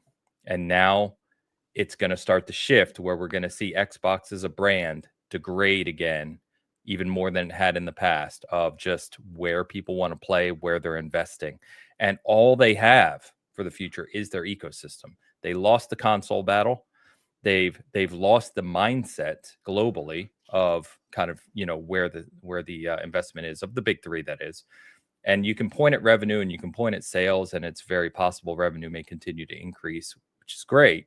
But I feel like this is really going to hurt them long term. I don't just mean the Game Pass decision. I mean a combination of decisions. So All right, you talked a lot there. I agree with a lot Yeah, of it. sorry. I just No, it's it's what you said was and of value. well, and that's sorry, Joe, but that's before Yeah, really looking at Microsoft even larger, right? So their investment in AI, we know all the companies. There's a lot that goes into what I'm saying. It just feels yeah. like they're back to Microsoft owning Xbox rather than Xbox being able to be Xbox, and that's a problem. It got a little too big to be its own thing right now. Microsoft has to worry about And It's come full circle. big.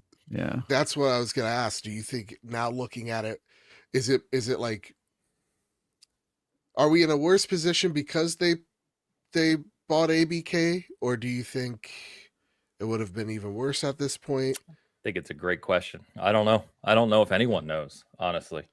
Um, it doesn't really matter to me personally about ABK. The Right. biggest part of that was mobile and Call of Duty, which you couldn't talk less to me if you tried. Um, but That's how I much do honestly they don't care know. about? Yeah, I mean, I'm sure they're like for Microsoft, it's got to be a net good, right? Profitable company. Now they own it. Now they're more profitable. But the question is it good for like Xbox identity or their independence from Microsoft as a whole? Because there's a lot of questions That, there, and yeah, there's probably an inevitability that like you're part of some mega corporation. You can only keep your like independent culture for so long. That's just part of the process. But yeah. um it's I don't know. I'm not like a doomer here. I don't think like Xbox is going to go under or get out of the console market. Like I think they still have a I don't think strategy so that's either. yeah. I mean I'm seeing articles about that and people like freaking out that this is the beginning of the end and I'm like, guys, they increased the price of their subscription that, you know, was apparently already struggling anyway to turn a profit. Like it's not I don't think it's the end of the world, but I do think it's just another um just unforced error. They have so many of these. Um It sucks for me as a PlayStation fan.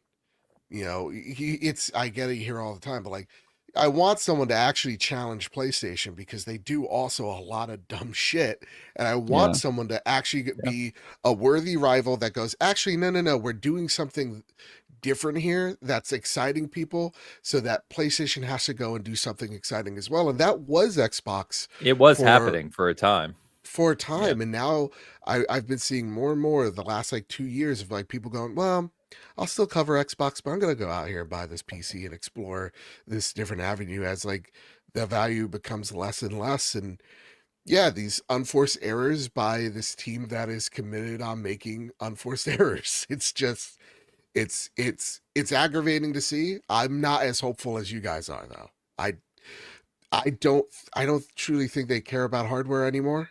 I think absorbing ABK has made the parent company going, look at all these games you're selling on other things. Just sell the Halo on the PlayStation. I think that's really what it's kind of become now, where it's like, yeah, they'll have a dedicated piece of hardware next generation. Will that continue to be the case? I don't know. Well, Afterwards. I think Microsoft's vision has always been we're going to create hardware for as long as hardware is relevant, but like the people at the top of Microsoft believe that hardware will be irrelevant and they're probably right. So I Correct. think Microsoft is always like a couple years too soon with their ideas, but I think the idea that like, hey, we should have hardware because it's the best way to play these games right now, but one day it's not going to be, and then that's when we should stop doing hardware is probably where they're at. And I think that they're probably right to do that. Like you're not always going to need to buy a big server. I mean, this was a thing with every industry. Every industry software you used to have to buy a big server rack and keep it in your closet at your work, right? And then the cloud became a thing and now you could just buy your CRM and pay for it every month and that became the new standard. And I think it's only a matter of time before more things are like that and you don't have to invest in local hardware. But I that's like sometimes when Microsoft says their vision things, people think it's going to happen like next week. And I think that they do that a lot. It's like, hey, we have this idea that like we're thinking about the future and one day hardware is not really going to matter. And then people who have an Xbox hear that and they freak out. And I just think that they're connecting the dots a little too literally. It's like you just have to understand how Microsoft thinks as a company, which is they say really stupid shit that is technically correct. You should not tell people who are your customer. Like, Yeah, exactly right. The last ordering. point Yeah. is they make that turn in the public space too early. They've done it for Yeah. decades, right? In various industries. And they're doing it here again. I think if they would have, I think the weird thing for them, and you can say, you know, they're third in the console market, what have you, but they still sell a significant amount of consoles. Or have, right? And now that's the other thing we're seeing, to your point, Travis, is Xbox hardware is being removed from pretty much every major retailer. We're seeing that across the board, which is it's even weirder, to your point, because we are not at the place where you can just dedicate stream your games. Not if you're a multiplayer gamer, not if you know, there's all sorts of caveats to it today. And you're right. There will be a time, whether anyone wants to accept it or not, there will be a time where consoles and dedicated boxes are a thing of the past. But I think driving towards that with your messaging at this point in time, especially globally versus like first world nations, what have you, with certain connectivity concerns, is it's a weird thing to do, and it's not helping them in that regard. Yeah. I don't know. Yeah, I called my Costco general manager. They said that they're not stocking the Xbox right now. There you go. It. Yeah, I don't know if that got some great sweatpants though. Yeah.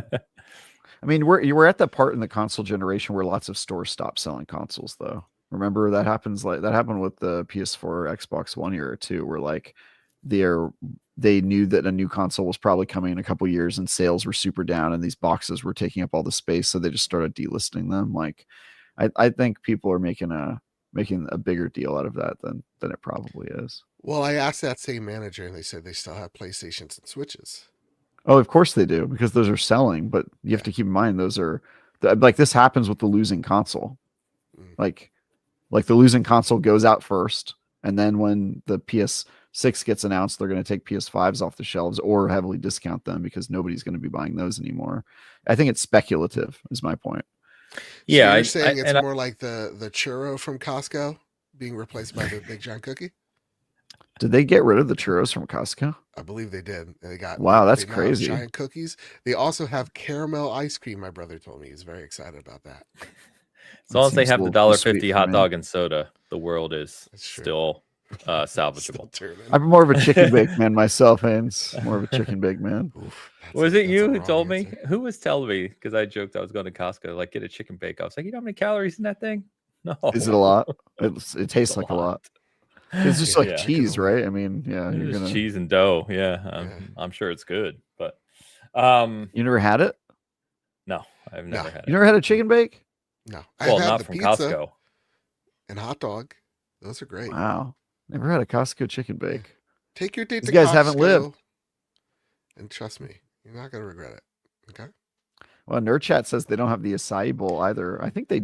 Maybe it's a regional thing. I'm like 90% sure they still have this acai bowl in SF Costco. Cullen Prime says they made a $5 billion profit on Game Pass. They have not. Right. They said the sales hit that number or something like that. Sales right? hit that number. Revenue is very, very different. But they're profit. They're at that part in the subscription where you spend way more money than you make. Correct. I mean, that's true. Like, people say these things and without any context, like, oh, Game Pass hasn't made any money. It's like, well, yeah, it's at its startup phase. Like, you know what I mean? Like, Amazon didn't turn a profit for the first 20 years it was a company. Like, you know, same with sales. Are you saying that YouTube investigators aren't really that great? I'm just saying that you can say something that's technically true that means nothing. Yeah. Well, that's exactly it. So in their fiscal reporting, they mentioned they have $5 billion in revenue and that it's profitable. And it's like, both of those things can be true.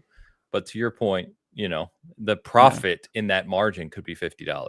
Yeah, it's like, Xbox or Game Pass hasn't made any money. It's like, okay, yeah, but every month they're adding subscribers and they're like building the foundations of a business. So like, that's what matters. And I think sometimes you can just say facts absent any context and then just confuse people. Because that was Netflix for the longest time, and now they are, you know, the only successful one in the game. Yeah, I mean, you spend money when you're building a business because you're investing everything. It's every game you acquire to put on your platform, your subscription platform, is you investing because you're trying to grow your subscriber base, not necessarily make money. And then later you convert the business into like a money-making operation. But like, I just think sometimes people get carried away with like a single stat without any sort of context for what's Yes. actually happening at the business. Yes, which just gets spread wildly without any proper context. Yeah. Which is just the state of game reporting that we live in today. Yeah. But frankly, anyway, if you're somebody who cares about how profitable Xbox or PlayStation was, like I just have nothing to talk to about with you. Like I just no, I don't care find it at all. Yeah. we shouldn't care. We're the consumers. Like I find it interesting just because I live in that kind of world, right? So I like looking at the numbers and the fiscal reports and stuff. But we talk to like Wally over at Nerd Chat. Shout out to Nerd Chat. They talk about this every week. It's just like, it shouldn't matter. I don't care what PlayStation or Xbox are doing. I care about what's offered and how much it costs. It's what I see on the trophy room. It's like if you hear us talk about this quarterly earnings report, it's a very slow week on the trophy room because we genuinely do not give a shit. Like I don't care as long as I'm having fun with my thing, it's fine. I'm a Mets fan at the end of the day. So for me, it's am I enjoying the thing? And that's why like this whole Game Pass thing is like, is there still value there for you? And if there is, great. And if there isn't, then we got to look at where to go. It just seems like for me, how I look at things, it's like Satya, it's kind of like the picture of the butterfly, or not even like the meme of the guy with the girlfriend, he's looking back. That's Satya looking at AI right now. He's just very interested in that. Not so much with games anymore. And he's going to invest $80 billion into a bad idea that's not going to go anywhere. Whatever. That's what you think AI is? That's a whole different topic. Well, we got a Luddite among us. That's cool. Right. Listen, I use it, and sometimes, man, it gives me some wild results. But yeah, but it gives you bad results a fraction of the time that Googling it yourself would give you bad results. Listen, it helps me with my work from getting things done in an hour. AI, to 15 we're not minutes doing AI. We could We talk should about do an AI for episode. hours. No, let's do an AI episode. That feels like work to look me. up. That's what I work in. I don't want to. As Hogue this episode, I'm going to interrupt everybody. Objection overruled. Next topic. He objected and then he overruled his own objection, which means we can talk about AI. Yeah. Hearsay. There you go. Okay. All right. But I guess, as always, we say in these circumstances, from the acquisitions to the rakes along the way, we'll see what happens. There's always this kind of immediate outrage when Xbox or PlayStation, Nintendo do something. Let's not forget Nintendo's charging $100 for a piece of plastic that's supposed to revive a classic console that nobody in the world ever asked for again. So they all make stupid decisions at times. Sure. But we'll see what happens here. Let me ask you guys this. You said you already canceled your Ultimate. Are you an Ultimate subscriber, Travis? I am. Yeah. I'll probably stick with it too. You sticking with it? Yeah. I'm going to too, because like I said, the value is still there for me personally. But I mean, I don't buy Xbox games. I just support the subscription, and then when I turn on the box, I know that I can play the stuff that's on their consoles. So for me, I do it enough to where people are like, yeah, just buy the games. I'm like, dude, the games are fucking expensive. Like I'm not, right. I'm saving money like a lot by the one person that wrote in is like, hey, if games are 80, 90 to 100 that's bucks, random name. I was just going to say that. But even at 70, dude, I mean, I play games enough because it is my hobby and my work. Like $70 a month, like buying one game is the least I would ever spend in a month. Like, you know what I mean? Like if I were buying the games that I played on Xbox, I'd probably be spending like $300+ per month. So paying $30 to have access to those games is like a no-brainer for me. So that's why I've seen people go, oh, Silksong's only $20 versus Game Pass is $30. You just go buy Silksong. It's like, what the, shut up. Like, those, it's like the false equivalencies that I've been seeing. It's just like, just relax, just settle down. It's not that serious. That said, it's just, vote with your wallet. If you like it, you like it. If you don't, you don't. It's all you can do. Yeah, it's the same. Like it's the same story. Yeah, I mean, it's the same story. It's always been. I get like there's been a lot of catastrophizing in the game space as of lately, and I definitely feel as though like this is the best year for games, the worst year for games news, where it's like all the news is doom and gloom.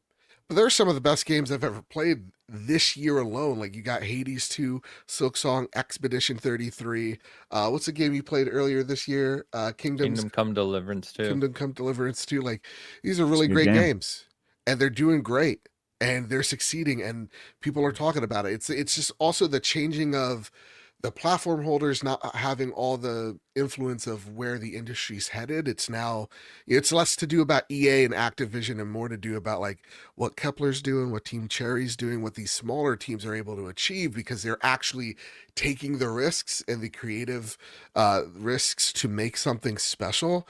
Whereas like, you're getting even what I said, like I love Ghost of Yotei, more Ghost of Tsushima, right? You're getting these AAA games that are afraid to take a chance or throw a punch. And because of that, it's just everything feels on the AAA front the same. Whereas, like, just explore outside for a second, you're going to find yourself a really awesome time. Yeah. Weird time in that vein. Yeah. Weird time for sure. And, even beyond that, in terms of just overall value in the gaming industry, there's so much even in just the free to play realm nowadays, Yeah, you just have more options than ever. That's the better part of gaming right now, which is great. But we did put a poll up on the season game side of the house if you're listening, so you can check that out. Just in terms of if you're going to stay subscribed or subscribe to Game Pass, so you can check that out. But yeah, I think for me, I'm staying subscribed as well. It just makes the most sense. That's even with covering Xbox, right? So I get games in advance and do reviews on some of them. It still just makes the most sense for me. I wish I could like give the Fortnite crew, because apparently you get like V-Bucks every month with Fortnite crew. If I get codes for that and not just on my account, I doubt they're going to do that though. I'm sure it'll be account locked, but it'd be cool if you got codes. I was thinking about that and I was like, I don't really play Fortnite, but if they gave me a certain amount of V-Bucks per month, I probably would log on because sometimes they do like Star Wars or Dragon Ball Z. And it's like, oh, if I was already getting V-Bucks for that, I'd probably spend them, which also weirdly makes me more likely to play Fortnite. And I'm like, uh-oh, maybe they'll make more people play Fortnite just by virtue of, because I think no one in this group plays Fortnite regularly. Oh, Joe does. We are right here. You Joe do. Does. Okay, so got the Power Rangers, got the White Ranger.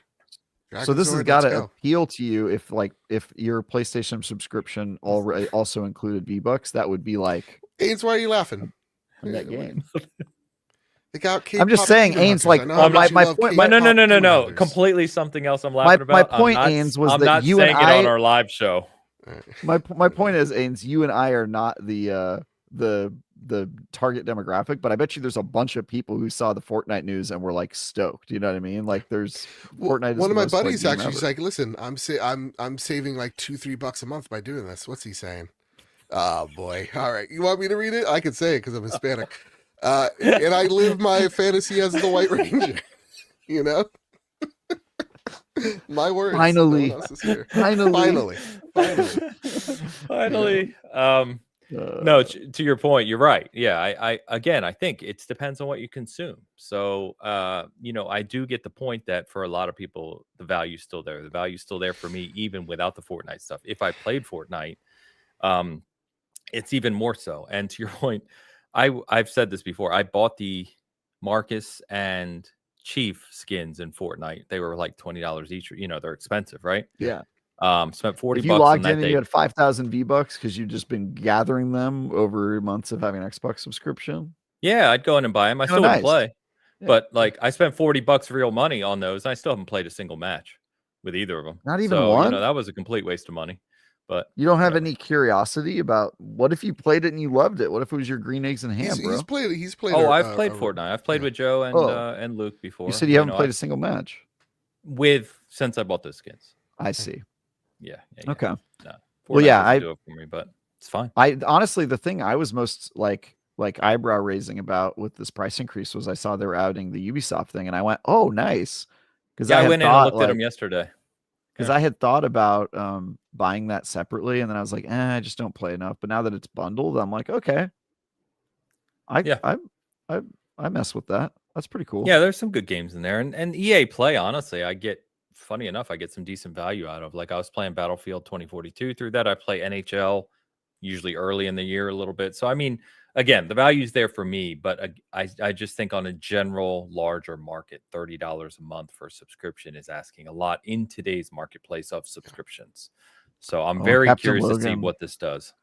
Captain Logan says the Ubisoft is just classic, not plus. It's does actually called Ubisoft Plus Classics. That's the name of it. so it's just like their entry level. That sucks. Yeah. Yeah, that it's makes not me less excited. Ubisoft Plus. It's not like the new releases. That's stupid. Yeah, because that would make it it's worth like $18 a month or something. It is interesting. Like Xbox, it kind of seems like their strategy is to be like the every game subscription. Like you buy it and it gives you access to like all the stuff like EA games and Ubisoft games, and which I think is an interesting model. I don't know how that would work. I feel like people probably would prefer to just buy like smaller, cheaper subscriptions that give them access to specific publishers. But maybe I'm wrong. Maybe they've got some data that like if they can become the one true subscription to rule them all, that'll make them wildly successful. So I don't know. It's interesting. Because EA plays the same, like the EA Play you get with Game Pass is the $5 a month one, which is like their older stuff. There is EA Play Pro, not their new one, which you get the new releases on, like Battlefield, like and Madden Football Club, So what they need then is they need the ability for you to buy add-ons to your Game Pass subscription. They need like a $50 tier. Well, no, I just mean they should sell it piecemeal. Like, oh, I want to add EA Plus, but I don't want to spend the $5 I'm already including in Game Pass. So let me split the difference, and get an add-on. It's like Hulu. It's cable service. You should be able to spend up to $50 if that's what you want. My point is, I think they have Xbox's entire ethos has been we're trying to give you more options, and I think the idea that they're charging more for Game Pass undermines that message. But again, for the people who don't like the subscription service anyway, you can just buy the games. Like that's not changing. Yeah, agreed. And buy the games, I mean buy the licenses to play the games. It's not the same thing, but also true. This is the world we live in. What was I going to say? The one thing I want to be clear on that I don't like, and I'm sure Joe sees this maybe more than me, is that people use this. The people who don't like Xbox use this as an opportunity to say Xbox as a brand sucks. And it's like, whether you want to admit it or not, Xbox, in terms of their game releases the past couple of years and what they have in the hopper, is killing it. Yeah. They just are. You can deny it. But their brand does suck. Come on. They're not the cool brand. They're not the cool brand, no. But I'm talking about game delivery. It's like, well, we don't need Xbox, games. And it's like, but I think Xbox, they release more good games than you realize. But to the point, people will love their games and still say that their brand sucks. So I agree with that statement. I think their Xbox as a brand does suck. Like they're toxic. Like people will be like, "Oh, I loved Indiana Jones," and be like, "What do you feel about Xbox?" Hate it. You know what I mean? So if that's how people feel about your brand is bad. I'm with them on that. That goes back. Yeah. I honestly, again, I think all these brands suck. I don't think there's like a clear. I don't know.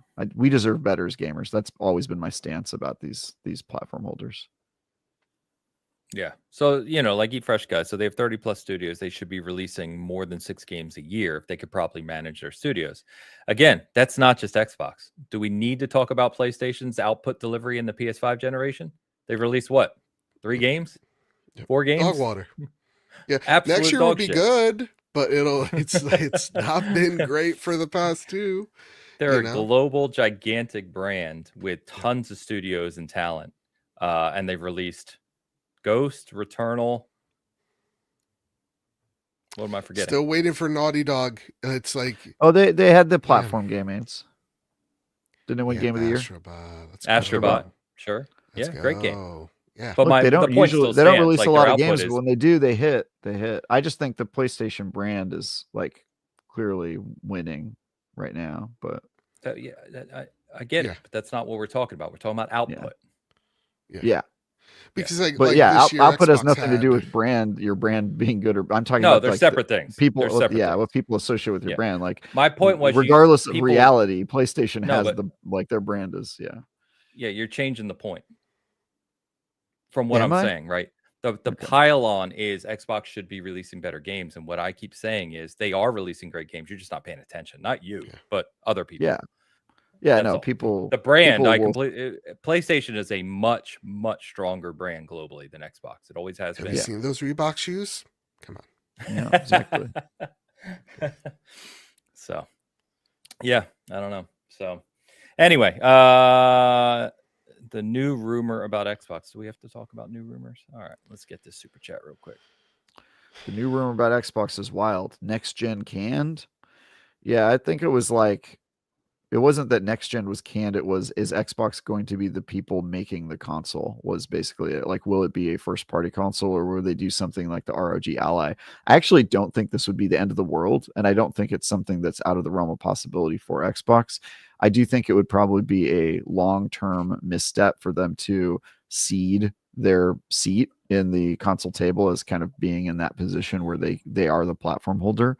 But I also think that, like, if their ethos is we want more games to be everywhere and we don't care where you play them, then does it make sense for them to just like partner with people and have like different devices that you can, do what they do with Windows, right? Like you can buy an Asus laptop or you can buy a Dell laptop. They both are running Windows, but they're just different versions of the same thing.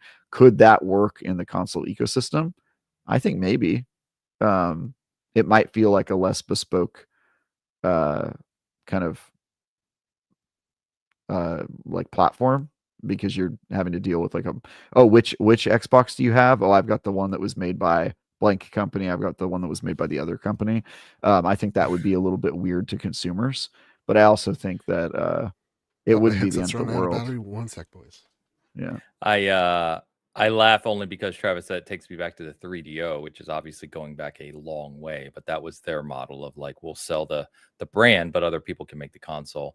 I think that's a valid thought at this point in time. I could see it happening. My personal opinion is they're going to release a box that blurs the line more between PC and console with a focus on the UI supporting other launchers, like as we've talked about, because they're already doing that on Xbox PC. So I think that's what they will do. But my point was, this person said, Beanie Gaming, they said next gen canned. That was not what the article said. The article said that they were now considering possibly not making the console themselves, which I think is very different. Like they're saying next gen might look different for Xbox, but it's not like they're just gonna like not put out a next generation console. I'm interested to see. Agreed. Yeah, I think they will put out a console. By the way, I think they will make it console themselves. I just don't think the idea that they would third party it, I don't think would be the worst thing in the world. I don't know. Gives you more options for sure. It would just be a little more confusing. Yeah. No, I agree with you. I think they're definitely going to have something for next gen. It's just, it may look a little different. And then there's the rumors of PlayStation doing a Switch type device as well, where they can play a console on the go. So interesting times in gaming all around. So I guess we'll see. Weird times, dark times. Got Snap-on Schmitty. Snap-on Schmitty, gross. Member for 34 months. If you have an EA Player, Ubisoft Plus Classics through Game Pass Ultimate, can you get a discounted upgrade to EA Play Pro or Ubisoft Plus? Non-classic. I think the answer right now is no, but it should be yes. That was my point, to like, you should be able to do add-ons to Game Pass so that you're not like duplicating your money. Yeah. I think the answer is no right now. Correct me if I'm wrong, Ains. Sorry, I was typing a comment. You cannot upgrade this. No. Yeah. You should be able to. They should have add-ons. You should be able to. Yeah. Agree. Yeah, it makes sense. Because you could technically, to your earlier point, be that guy that just says, I want to spend $60 a month, which sounds crazy, I know, but $60 a month and I can literally play anything, anytime I want, that gets released by EA, Ubisoft, Xbox, other games, just all in one bundle, and just do it. Yeah, honestly, I don't even think that'd be that crazy, because if you're buying one game a month, $60 a month, you're still saving. You know what I mean? Most people don't go back and play old games. They don't care about ownership. I just think it's for a different person. And if it's not for you, that's fine. Just buy the game. Yeah. Agreed. Yeah. You don't like subscriptions, just buy the game. It's not like they're taking away your ability to buy the game. So yeah, I think that also. What are you bitching about? That's what I say. That often gets lost in the conversation because Game Pass is such the focus. You know what I mean? But you're absolutely right. You don't have to do any of this. You can just go buy your games and play on Xbox if you want to. Yeah. So still got people trying to downplay what's been published by Xbox over the last few years. I'm not even going to bother anymore. It's you can go look it up if you want to. Dude, I'm itching to play Avowed. You know, Dawn of Midnight there's looks great. Doom, indie. there's You a got lot. Outer Worlds 2. They literally got Publisher of the Year like 2 of the last 4 years or 5 years. Like, yeah, They're also the second largest publisher in the Right. world. They're like, yeah, their I bet output's there is crazy. something there. yeah. Even as a PlayStation guy, settle down, relax. And they're not owned by the I Saudis. wish they produced half these games, you know, a volume of, you know. Yeah, I Jesus. mean, we've talked a lot about PlayStation. I wish they didn't do the huge turn into live service that obviously has bundled, really kind of screwed up this generation for them. But doesn't matter. I'll go play Ghost shortly. Again, as we always say, and Joe, you and I talk about this a ton, as obviously Travis does too, is if you play on everything, you're not hurting regardless. Let these companies make their mistakes. There's more games than we could ever play. So 100%. Yeah. The only other thing I was going to come, thanks, Snap-on. He's a good old car friend of mine, actually, who I've known for a very long time. Shout out, man. Thank you very much. Yeah. Oh, he came back with a super chat. Hey.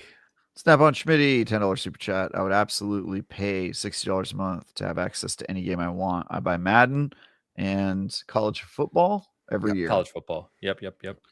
I got there, guys. I got to CFB.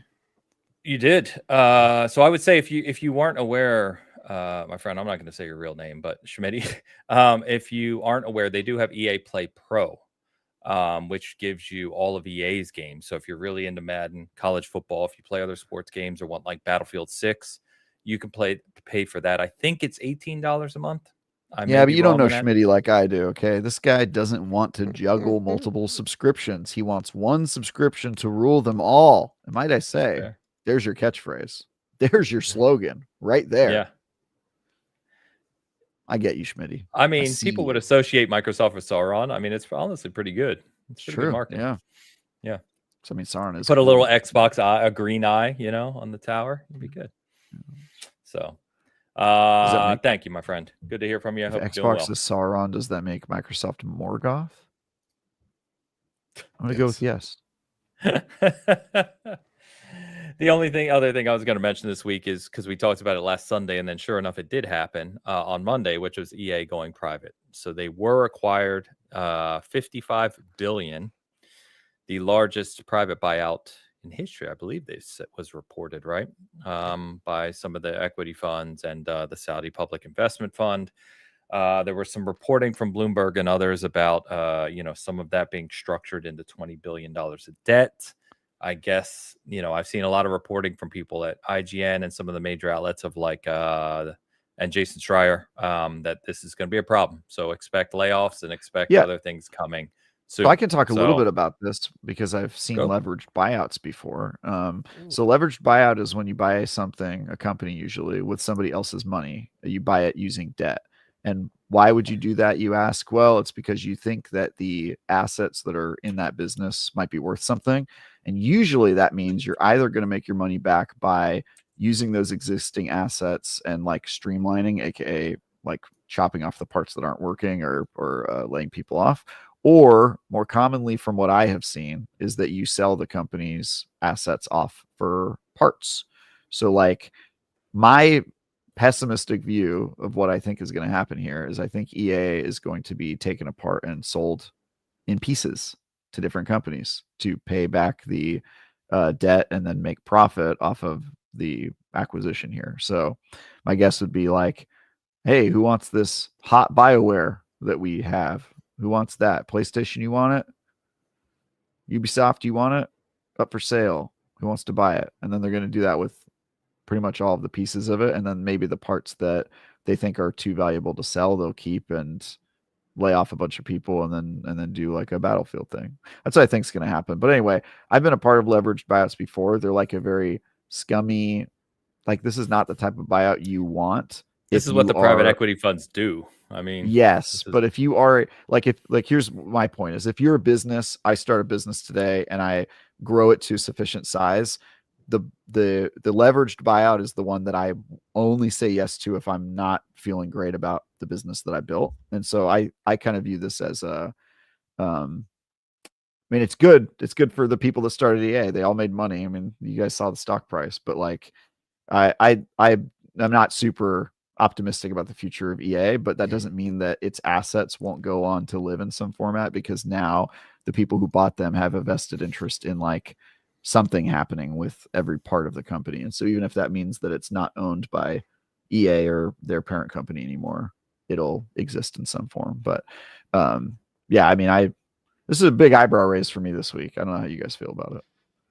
Well, No, first I put in the chat, private chat, a link. If you can share that to I'm everybody. not sharing that. All right, Moving fair on. enough. All right, whatever. I just want to know the I glowing mean, orb. Jared What does it Kushner do? was one of the people who bought EA. And Right. sure I if you mean, know. I just want to I'm know aware. who's touching the orb and why are they touching the orb? What's the orb doing? That's what we need to find out. The orb was What getting the- EA. They were transferring EA from us to them. Yeah, Yeah. is it a Kalima situation? I don't know. Yeah. Yeah, no, I mean, all that makes tragic sense. You know, it's yeah, a lot of people are going to lose their jobs. You know, about a half a dozen people are going to make a ton of money off of that. And EA is going to go the way of the dodo. Like, it's, again, what we're saying, like, everything seems so doom and gloom for the EAs, the Activisions, and all these, the old guard. It's kind of, it's just kind of it's how this ecosystem works, right? It's this, you know, old Titan leaves, new Titan enters, you know, it's sad, but it's something that's, it's just the way that these things run their course. As tragic as the situation with BioWare is, it's like, okay, tragic, awful, don't like it. People losing their jobs, never been a fan. What's the last BioWare game that I played that went, holy shit, this is a video game, right? And that's probably Mass Effect 2 or 3. And listen, as much as I love Anthem, I understand its faults as well. But you know, listen, I thought the Veilguard was a great time, but it wasn't a Dragon Age game at the end of the day. And that's what that community felt as well, and kind The of Star fell Wars off because of it. game's pretty good. I mean, Listen, and then you got Respawn over Jedi there. Survivor. God bless the work that they do. yeah. Because, like, yeah, the Jedi games are great. Listen, Titanfall Vince 2, don't miss. love them. Yeah. But like, it seems like their job is to clean the messes up from, you know, the suits mistakes. So while they've been still crackling on, it just feels like this is something that is one of those tragic situations that we're going to see a lot of people lose their jobs for, just, again, 12 people to make their money on. And hopefully those people find a place that respects their time more, respects their craft more, and that they can go on and make something like a, you know, a Hades like equivalent that is a smaller time but a funner time because of it. You know, that's the only way I can I don't know, see light at the end of the tunnel. I got some people that are like, hey, listen, because of the Saudi money, I'm not going to buy Battlefield. And I'm like, that is totally your call, and it's your right to do so. The Saudi government allegedly has done a lot of terrible things. So it's like, I totally get it. But at the same exact time, just vote with your wallet. If you're like, listen, there's enough tragedy around the world, I just want to go play a military game where I'm a tank, go get Battlefield. And if it's you're uncomfortable with it, don't, you know? Yeah. But yeah, it's a bummer. Yeah. It's tragic. There's nothing I can do. It's out of my hands, you know? Yeah. Yeah. That's because you sold it. You shouldn't have sold it then. Well, listen, my good friend Jared, he knows, listen, he has a way with women. From Subway? He is a good friend of yours. He's also sorry, he's on the list. He's on the list that we're trying to release the list. Release the list. Oh shit. No, you want to know something funny? Real talk. My friend, actually, her boss was Jared. Was on the list too? No. Her boss was Jared, and she's like, very nice guy. Doesn't have a negative thing to say about him. You know? Oh my god. So, good. Great. Glad you shared that anecdote. Anyway, my point that I want to let people like just reinforce, because people might have seen this headline and been like, oh, another company got acquired. It's just like Activision, blah, blah, blah. It's not. Like leverage buyouts are different. You're buying it with debt, and the only way you make your money back is if you know, do something to pay off that debt. And so like the owners of EA are now heavily incentivized. The only way they make their money is if they find a way to like pay off the $20 debt billion. as quickly as possible and then make money off of that. And so the way I think they're going to do that is they're going to sell parts of the IP. They're going to strip down the company. Like it is basically a purchase and disassembling of EA is my prediction of what's going to happen here. They're pretty much going to retreat just into sports games. I mean, they pretty much announced in the main thing about the IP value, and there's only like 3 IPs mentioned. You know what I mean? I mean, that's it. Well, I think they're talking about the ones they're going to keep. They're definitely going to sell the others. That's what I mean. Yeah. And which ones did they mention again? I'm sorry. It's Football Club, which used to be FIFA, right? Gotcha. Battlefield, and I don't know. I could pull it up, but Madden, I mean, it's not one of the games you want to play, Joe. Gotcha. That way. It's happening right now in the sense. It's funny that this was happening now. I think it's right, Madden, the timing, by the way. because Football Club 26 has launched to far greater numbers than 25. I think last year, losing FIFA, it took them a while to kind of recoup that brain trust because FIFA had been around for 25 years or whatever. Yeah. So the sales out of the gate for your Football Club are bonkers. And then Battlefield, obviously, we just said earlier in the show, I think it was Madden, by the way. It was the third one. It might have been. Funny enough, I saw from I forget the analytics partners, but Skate has been downloaded over 11 million times already. Now it is free to play, but I think too.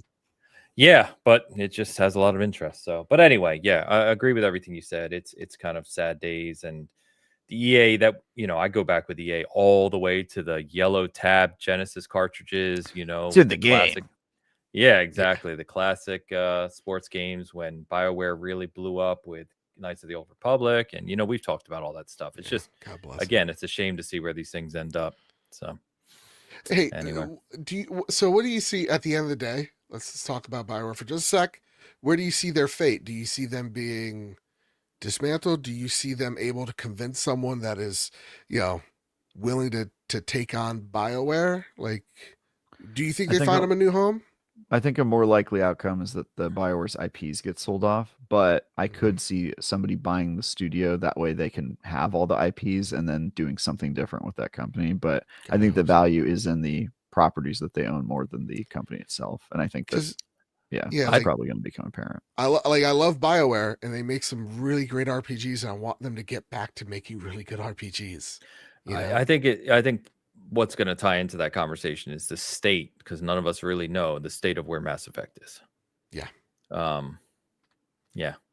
Yeah, I know. If Veilguard is any indication, and I love Veilguard, to your guys' point, but it's not what was originally intended, and you saw the middling in that game of the execs, right? We've read the stories about it. So, I don't know. We'll see. We'll see. It's going to be messy, though.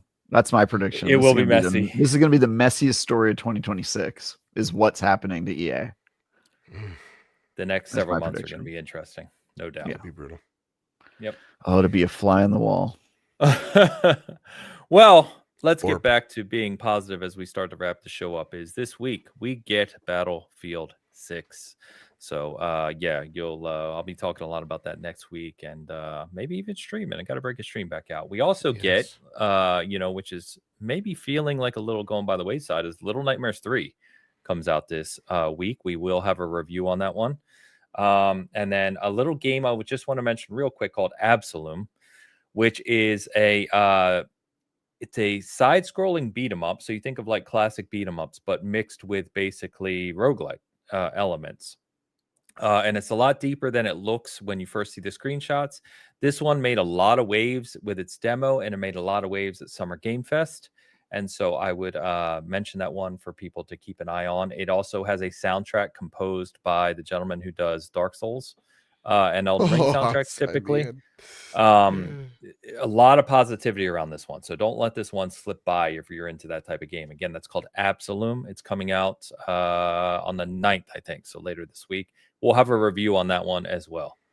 So more on that soon. But other than that, on the season gaming side, like we have Alex's review of Digimon up, a few other things as well, impressions from Marvel Cosmic Invasion, and a couple other things up. So you can check those out.